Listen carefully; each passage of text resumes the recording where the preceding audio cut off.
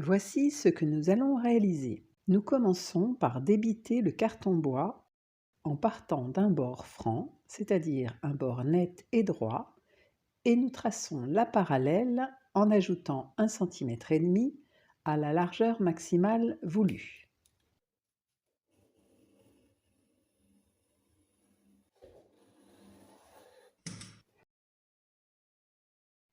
Une fois le carton bois débité, je vais maintenant tailler les éléments en vérifiant tout d'abord mon angle droit. Si mon angle n'est pas droit, comme ici, je viens poser le bord de mon équerre sur un bord franc et je taille mon angle droit. Je viens encore contrôler et je marque un repère avec 2 petits traits pour ensuite partir de cet angle droit. Donc je commence à tailler ici la longueur de mon fond.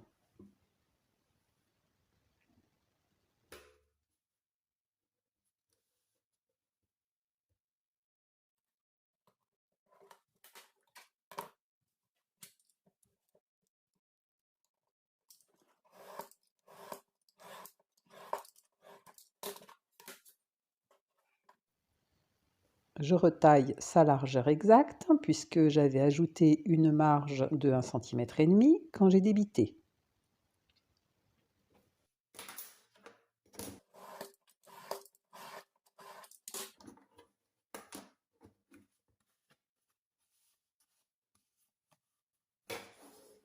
Je reprends mon équerre pour contrôler mon angle droit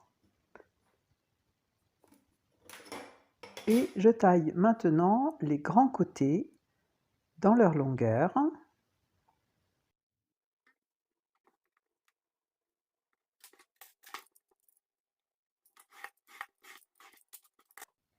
Et dans leur hauteur.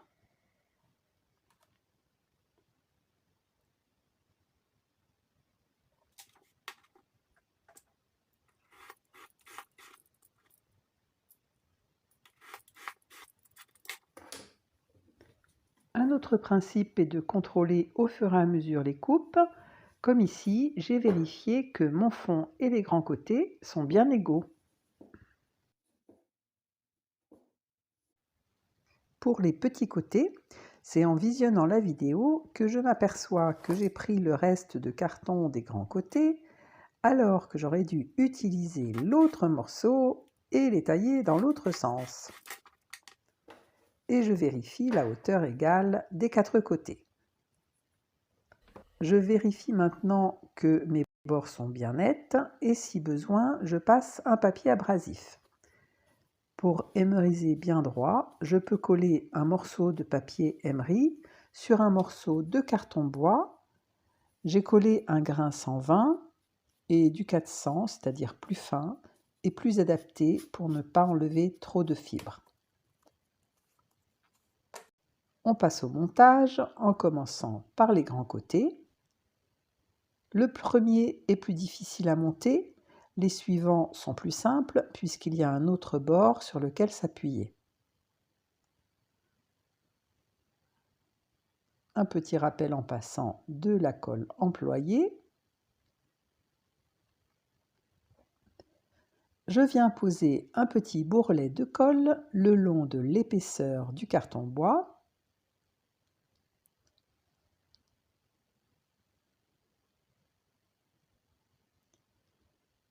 Ensuite, je retourne la partie encollée et je viens la poser bien contre le bord de mon fond.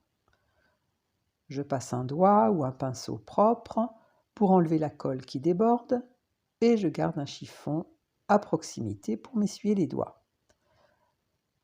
Je m'aide de mon équerre à talons pour coller bien à la verticale.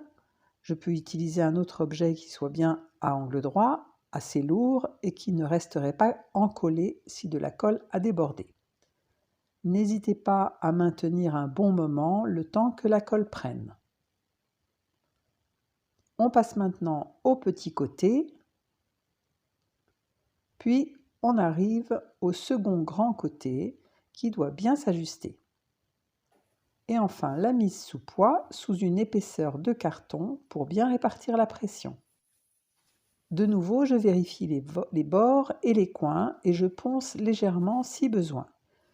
Comme ici, il y a un léger décalage sur le bord, donc je viens adoucir ce décalage et égaliser les surfaces pour qu'ils n'apparaissent pas sous l'habillage. Le principe est toujours de vérifier au fur et à mesure du montage à toutes les étapes, sachant qu'une erreur non corrigée au début sera visible et difficile à rattraper en avançant dans les étapes. À bientôt!